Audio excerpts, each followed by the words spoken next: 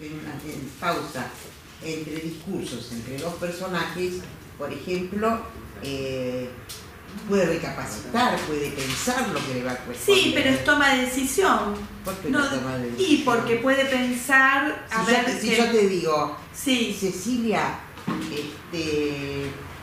no sé qué vas a pensar con lo que yo te voy a decir. Y vos te quedás pausa.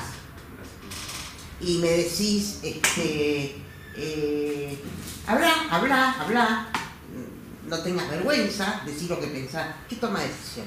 Y porque podría no darte lugar. Siempre el personaje tiene la posibilidad de no contestar, que es lo de la réplica desatendida. Puede no darte lugar a eso y hacer otra cosa. Está tomando una decisión de responderte frente a eso.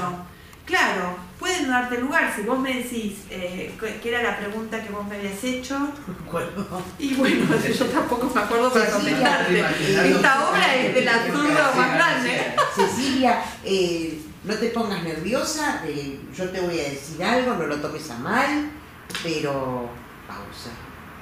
Sí. Y vos me respondés, vos siempre me estás persiguiendo, siempre me querés decir cosas. Bueno, pero no sé si ya eso, si es eso lo que te tengo que responder. A lo mejor lo que te tengo que responder es con una pregunta. Y entonces ahí se va la pausa. Y yo te puedo preguntar, ¿pero por qué me decís eso? ¿Entendés? Y ahí no hay una toma de decisión. Y hay una toma de decisión, porque yo podría engancharme en esa pregunta que me estás haciendo o replicarte, ¿entendés? Hay una toma de decisión. No son grandes decisiones todas, son niveles de decisiones, pero hay una toma de decisión, ¿entendés? Hay que ver si ahí hay que usar pausa igual, ¿no? Habría que ver si hay que usar pausa, en el contexto como viene eso.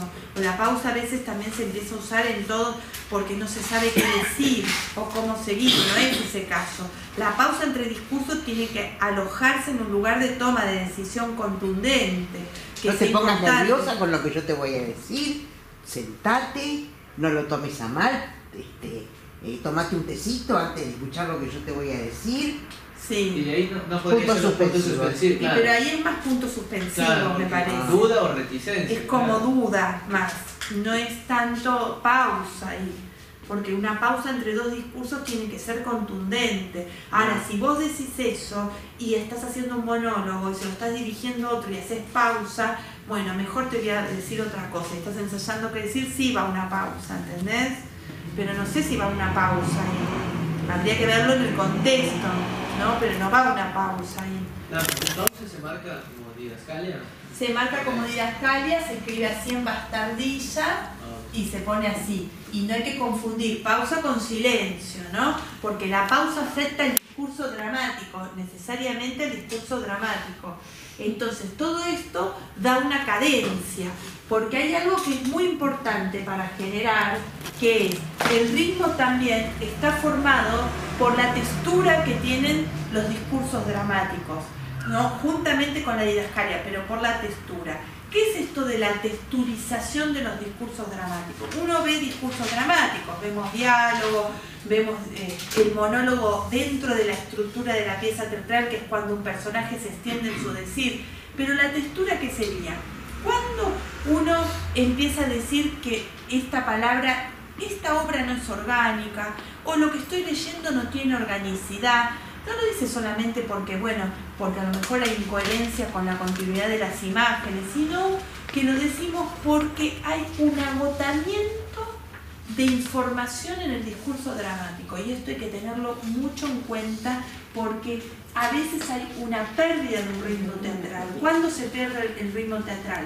Cuando el autor empieza con una necesidad de explicar a través del personaje la obra y están estas especies de bodoques de discursos dramáticos en donde hasta los personajes se piden permiso para hablar y uno agota todo lo que tiene para decir y da permiso al otro. Bueno, ahí empieza a hablar el autor.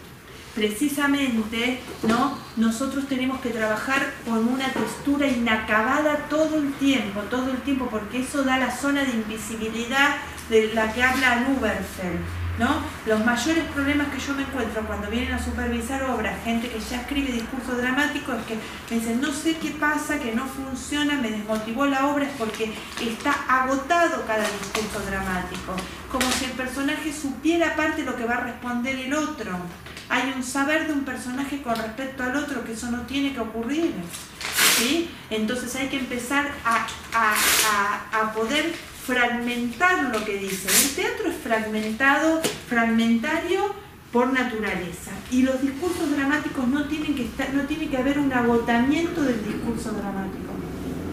No se tiene que agotar lo que se dice, ¿sí? Entonces, todos estos elementos cínicos asociados al discurso tienen que ver con poder partir lo que dice el personaje. Y esta situación corporal, que es como si yo escuchase al personaje, que me pongo al lado, hace de que no se agoten los personajes y no empiece a hablar el autor. Es muy fácil que el autor se camufle a través de un personaje y que empiece a hablar. ¿Por qué cuando empezamos a estudiar dramaturgia yo no los dejo hablar durante un montón de tiempo y los hago describir? Porque en realidad a ustedes les parece que hablar es fácil porque en la vida se habla de más. Entonces los personajes empiezan a hablar y lo que tendría que estar en la imagen no va a la imagen, el discurso no tiene mundo concreto, que se necesita mundo concreto, ¿sí? Mundo sustancial, sustantivo, y se empieza a caer. Es muy llamativo ver el ritmo de las obras, como las obras que no tienen mundo material, que los personajes no hablan con sustantivos en el discurso, se caen. Empezás a no poder escuchar eso, se caen, porque no hay como lugares de donde agarrarse, ¿sí? ¿Vieron esto que yo les decía? Bueno, aprendemos imagen y aprendemos a describir. ¿Por qué? Porque necesitamos esas imágenes también en el discurso dramático. En el discurso dramático tienen que estar esas imágenes. Cuando hay algo como etéreo, abstracto en el discurso dramático, se cae y se va al ritmo, porque el ritmo yo lo necesito con cuestiones concretas, como en una partitura musical, que hay cambios musicales, de notas musicales concretas. No puedo poner primera y hablar, cuando no hay tope, ¿sí? El mundo material da tope. Yo te presté el teléfono y vos no me lo devolviste, ¿no? Es como algo concreto. ¿Se entiende esto?